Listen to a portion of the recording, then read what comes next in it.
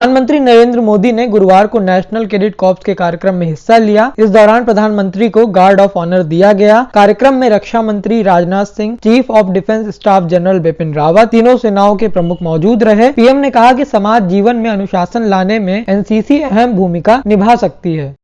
हम देखते हैं दुनिया में जिन भी देशों में समाज जीवन में अनुशासन होता है, ऐसे देश सभी क्षेत्रों में अपना परचम लहराते हैं। और भारत में समाज जीवन में अनुशासन लाने की ये बहुत अहम भूमिका एनसीसी बखूबी निभा सकती है। और आप में भी ये संस्कार जीवन पर्यंत रहना चाहिए। एनसीसी के बाद भी अनुशासन की ये भावना आपके साथ रहनी चाहिए। इतना ही नहीं, आप अपने आसपास के लोगों को भी निरंतर इसके लिए प्रेरित करेंगे तो भारत का समाज इससे मजबूत होगा, देश मजबूत होगा। पीएम मोदी ने कहा कि कोरोना कालखंड चुनौतीपूर्ण रहा, लेकिन ये अपने साथ आत्मनिर्भर बनने, साधारण से असाधारण और असाधारण से सर्वश्रेष्ठ बनने का अवसर भी लाया। जब देश के लोग एकजुट हुए, अपना दायित्व निभाया, तो देश कोरोना का अच्छी तरह मुकाबला भी कर पाया। साथियों, ये कालखंड चुनौतीपूर्ण तो रहा, पर ये अपने साथ अवसर भी लाया। अवसर चुनौतियों से निपटने का, विजयी बनने का। अवसर देश के लिए कुछ कर गुजरने का। अवसर देश की क्षमताएं बढ़ाने का। अवसर आत्मनिर्भर बनने का। अवसर साधारण से असाधारण, असाधारण से सर्वश्रेष्ठ बनने का। इन सब लक्ष्यों की प्राप्ति में भारत की युवा शक्ति की भूमिका और युवा शक्ति का योगदान सबसे महत्वपूर्ण है।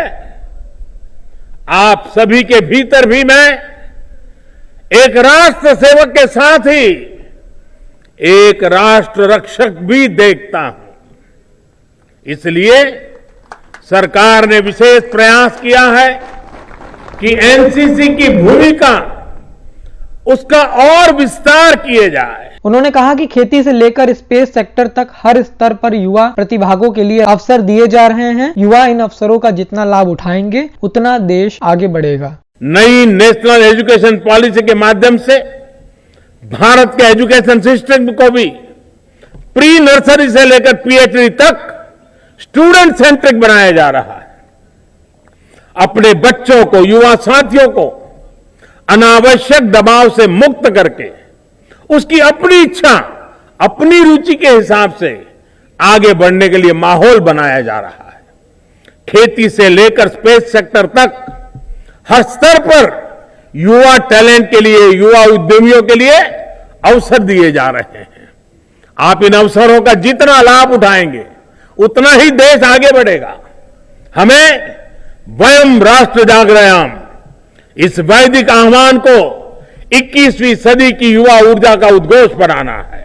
हमें इदम राष्ट्राय इदम न मम, यानी ये जीवन राष्ट्र को समर्पित है, इस भावना को आत्मसात करना है। हमें राष्ट्र हिताय राष्ट्र सुखाय च का संकल्प लेकर प्रत्येक देशवासी के लिए काम करना है। आत्मवत् सर्वभूतेषु और सर्वभूत हितेरता, यानी सबका साथ, सबका विकास, सबका विश्वास के मंत्र के साथ हमें आगे बढ़ना है।